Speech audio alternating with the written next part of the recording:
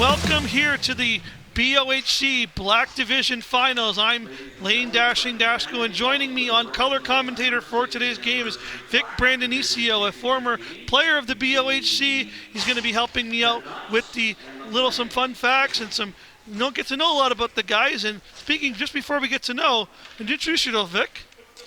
Hi, everybody. Vic Brandonicio. I'm actually not a former. I'm a current player.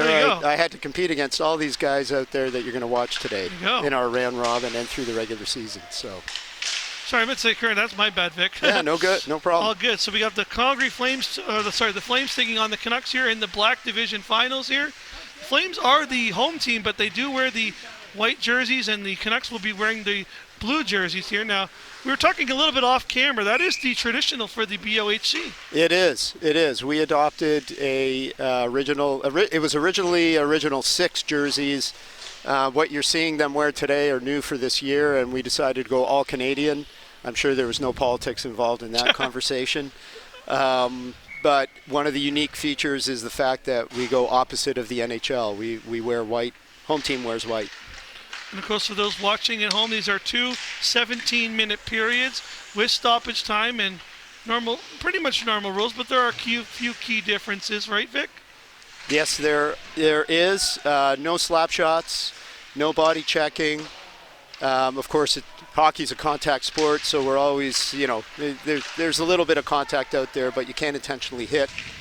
And we play icing rule is blue line. Aside from that, it's going to look like a regular hockey game. Well, here we are underway here for the Black Division Finals here.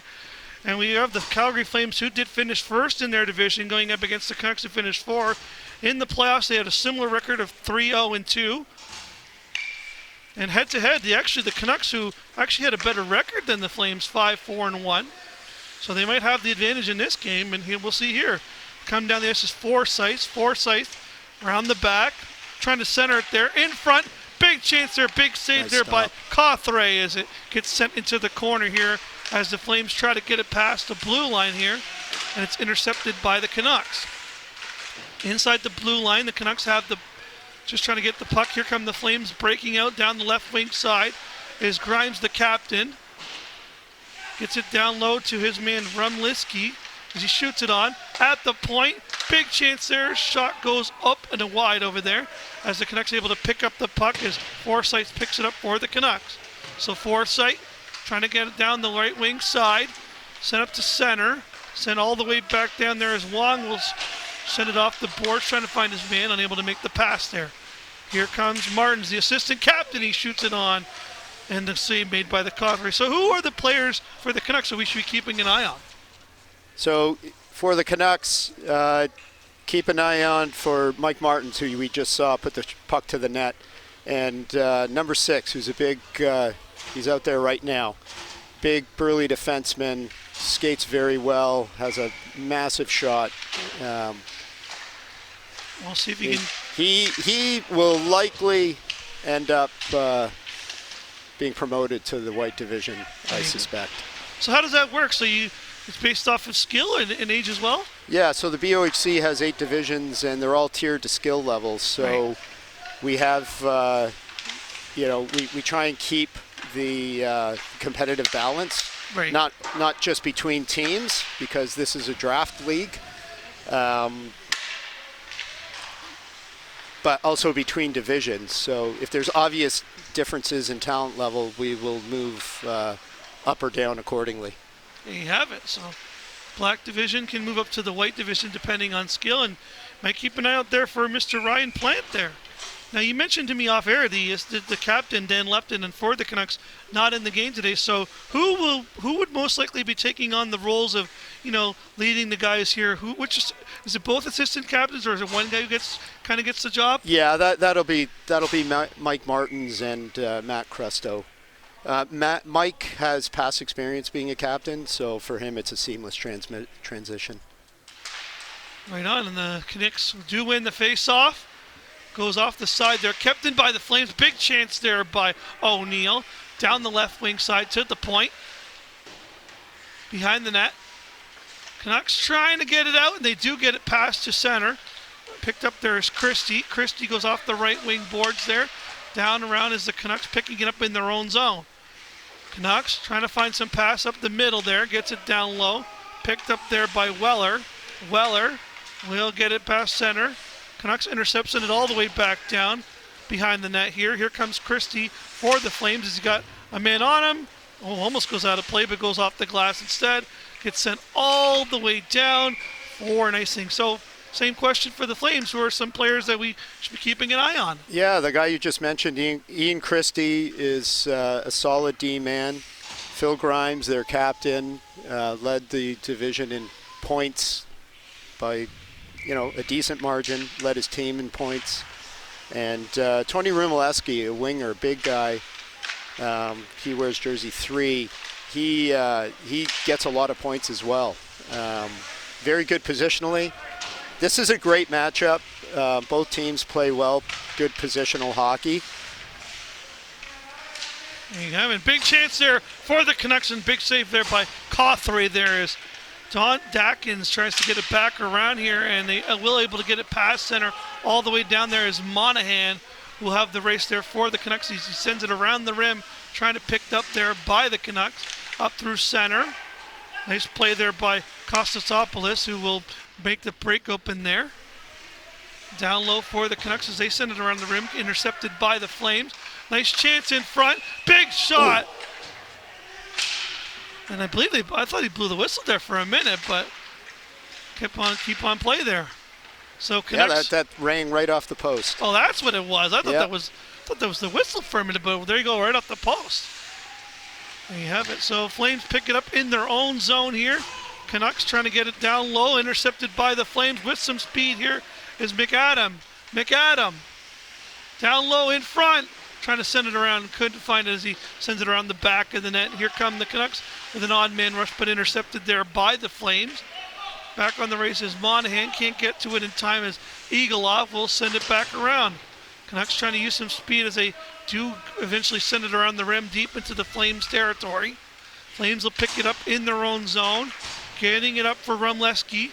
Rumleski getting around his man. Rumleski taken off by 2 Canuck players down low in their own zone. Canucks now trying to grab the puck as the Flames are heavy on the puck right now, but Canucks finally able to break it open here. Here comes Russil. Russil still with it. Shot goes wide of the net there as Cawthray tried to find it there, but shot was wide. Canucks pick it up down the right wing side. Flames player, nice play there by the defenseman to kind of break and send it out into the neutral zone. Here come the Canucks, send it up all the way down. Not an icing there, just on a delayed offside there for the Canucks. As Christie, you said maybe a good defenseman to watch, sends it around the rim there up to his partner there, and missed pass there to Grimes, unfortunately. They hit the stick, and the Canucks will go for a bit of a line change here. Here come the Flames off the boards, trying to find it to Rumleski. Couldn't make the pass across, so the Canucks will pick it up as they'll dump it in down deep. Here comes Weller. Weller intercepted in his own zone. Canucks trying to get on top of it first. Good play by Rumleski to get it up quickly to Grimes. Grimes couldn't keep it on his stick. Nice defense. Here comes Forsyth. Forsyth's trying to get it up to his man. Canucks players trying to get back on defense. There's a little bit of defensive system here. Flames with a chance. Shot goes wide there from Rumleski into the sword for White. And it's puck goes out of play with 10:22 left to go in the first period. Yeah, so just some points on these guys. The Flames are looking to win the double as they won the regular season.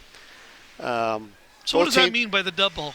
So we play 50-game season, 45 games. We jokingly refer to it being exhibition games.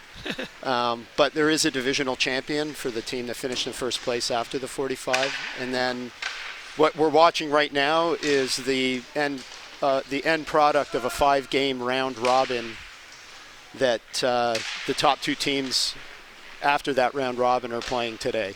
So is there an advantage to finishing first compared to finishing 6th, or do some teams, maybe save up for the playoffs, or is there like an advantage? I wouldn't say there's an advantage. We have this thing called the curse of first, which the Flames are going to try and break today, where the team that wins the regular season doesn't actually even qualify for the championship game. I would say in my 17 years in the club, that has happened far more often than the regular season division winner winning both. So do some teams not want to finish? So do you think that sometimes the guys don't want to finish first in the division, knowing that there's that kind of that curse that holds over the league? Only the most superstitious of the crowd. I personally would be delighted to win the regular season and the round robin championship. As an active player, have you ever done both? Have you ever broken the curse, or? I have not broken the curse. It's kind of like, at any kind of level of hockey. In 17 years, I've participated in 2 championship games and won one when I was a captain. And that's going back a few years now, pre-COVID. Definitely pre-COVID. Yeah, so 8:42 left to go in the first period. 8:39 shot on there. And Wong sends it around here as the Canucks try to keep it in, but unable to. So comes all the way back out here on the race there for it is Forsyth. Forsyth will have it behind his own net. Try to hit his man there, Wilson, but fortunately had to go for a bit of a change. So just kind of sent it down there. Flames will try to hit their man, but pass goes wide as Crusto, the assistant captain there, will pick it up. In their own zone, Canucks trying to get it out. Goes off the boards, deep down into the zone as they play along the sideboards here for the puck. Flames trying to get it into the offensive zone. A bit of a break here. Flames in the slot shot. Goes off the foot of Wilson there. And here come the Canucks on a bit of a break, but it's a 1-on-2. This is going to be Pryor. He gets taken off quickly there by Christie as it works around back for Weller. Weller sends it around. Picked up there by Canucks tried to pick it up there, but unfortunately could not find it on the stick. And that should go down as an icing with 7:31 left here on your TV Halton Lane Dashko with Vic Brandonicio. So both these teams have stingy defense. I'm just watching this play out, and more than half the period is over, and still deadlocked at zeros. Both these teams they were 1-2 in goals against during the regular season, so it doesn't surprise me from goaltending and pretty strong. Yeah, the Flames scored 135 goals, and the Canucks scored 107. Yeah. Yep. So 41 goals. Is that a pretty large margin for goals against, goals for, and goals against? 41 goals. It is. Flames tripped up there. No call on the play. Call. We did see a few penalties in the previous game, but none so far here. Flames have a key chance side of the net. Trying to send it across. Goes off the post again. Back in front. The puck. Guglielmi trying to find it. Shot from the point. Flames with a flurry of chances there from Romleski. Flames pressing hard here at the point. Shot. Gets blocked. All the way back as the Flames with a flurry of chances there, but able to keep it out of the net was Guglielmi, the starting goalie there. Flames pressing once again with 6:40 left to go in the first of 2 periods. Shot from the point. Kept in by the Flames. Flames keeping it in. Drop pass. Flames have it down low. Shot goes wide. Another chance from the point. In front. Another save by Guglielmi. It's in front of Romleski with another flurry. Flames all over them here in the last 2 minutes. Getting red hot as a Flame would do. Down low along the right wing side. Canucks trying to get it out. They can't. Finally get it out to safety. Comes all the way down. No icing on the play, but the Canucks going for a much needed change. I think you would agree, Vic. Yes. Yeah, that was a good pressure there by the Flames, and they've changed as well. So a flurry of chances for the Flames there, but unable to put one home there. Canucks got to be happy about that one. We see what one goal can really change the game. So Canucks now will try to put some pressure here on their own side to get it deep into the zone, trying to center it there, goes over the net. Trying to pick up there is Stoltley. Stoltley can't find it down low. Still down low. Flames trying to glut it out. And they do get it to center all the way down as the puck rolls on its side, picked up by the Canucks in their own zone. Pass around the back, picked up there by Forsyth. Forsyth goes off the boards into the neutral zone. Flames do barely keep it in, though. Flames have it in down the left wing side as Winnix sends it back around the rim. Kept in by the Flames at the point. Flames doing a good job keeping the puck in the offensive zone here. Halfway through the first period here. Canucks there finally getting out to center once again as they'll try to go for half a change there, but still the two defenders left out there on some tired legs, but they might get a change now. It's a tight checking affair. Both teams have strong forecheck, but I think they're playing very cautious right now. There's nobody wants to make a mistake. They and it's a good clean hockey game as well. So. But it definitely feels like the Flames are starting to find their mojo, with the Canucks are having a little bit of trouble breaking that puck out of their own zone. Yeah, in particular, the Grimes line has been quite effective. And you mentioned to me off microphone, 7 players with 20 or more points, like a really well-balanced lineup between this Flames lineup. So Canucks have to keep themselves on their toes here, especially with no captain today. But big chance from the point here. It's in front, trying to find the rebound chance in his feet there, but the Flames will get it, try to get it to safety. And we might have a breakaway here. Egelhoff, he couldn't get to it in time. Good play there by Ryan Plant. There's that big number 6 again. Ryan Plant making a big play there, getting back in time. Here comes John Russillo trying to get on it first, but Flames make a good play.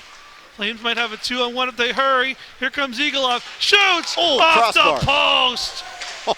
What a chance for Egelhoff, but he couldn't bury it. The goalie's best friend bailing him out there. Comes all the way deep into the Flame zone. Canucks have yet to put a really good offensive pressure, but the Flames seeming to find the passes a little bit easier right now. And on the race back for it is Monahan. That's 2 off the iron, Lane. 2 off the iron. And we'll see it here on the replay once again. Just unfortunately, the Flames getting their chances, but just cannot bury here. Egelhoff just off the top of the crossbar. Tried to find a top shelf where Mama keeps the cookies, but unfortunately, that top it looks crossbar. like he had plenty of room over that right shoulder of Guglielmi, but here they come the Flames again, though, trying to press for a goal late here in the first. They've had all the offensive pressure as of late, and the puck goes out of play with 3:23 left to go in the first period. What do you think the Canucks have to do, Vic, to kind of get their offense going, in your mind? I think they're playing a good game. I think they're going to need a little bit more energy in the O-zone. White almost finds a tip there. Flames just doing a good job right now, just kind of controlling the puck, getting the puck in deep, keeping it in, getting the Canucks kind of tired, and then kind of going to work with some good crisp passes right now. Where the Canucks just have a little bit of trouble finding that chemistry on the ice, but you never know. There's still a lot of time left to play. But one team, definitely the Flames, are definitely finding the offense coming a little bit easier to them right now. As here comes Romleski trying to get it in deep again. On the race for it is the Canucks.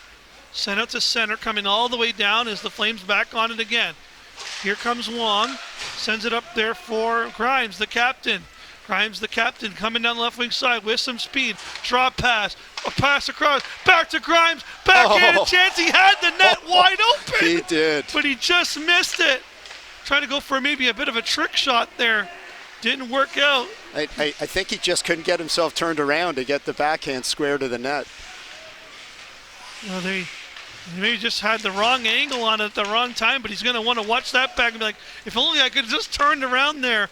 And he would have had a wide open, probably a 1-0 goal there. But what a crisp play there by the Flames, who are really connecting on their passes. Trying to get it up here is Winnix. Winnix in the blue shorts. Picks it up. Canucks trying to clear it. There's a bit of a hold there. No call. No call. Surprise there. A little bit of chirp in there I can see between those two players, but like you say, they're all friends. They all go to the clubhouse after, so might have a little bit of questioning there at the clubhouse tonight, but we'll see. Off the boards there for the Canucks. Kept in there by Weller. Weller trying to get it up to his man. He gets it up to Christie. Christie comes down the left wing side with some speed. Christie shoots it on. Guglielmi makes the save. Big rebound. Yeah, it was a big rebound. Unfortunately, no one able to jump on that there. Canucks really need to start getting going here offensively. Here comes Rusille. Rusille down the right wing side. Shoots! Big save by Stuart Cotray. Nice stop. What both these goaltenders are typically do is freeze the puck when they need to, which really helps out the defense. You see, once again, just this tic-tac-toe playing. Yeah, you're right. Maybe I just don't. I feel like he just couldn't get his body square to the net there. I thought maybe he was trying to go for a trick shot and seeing the net was out.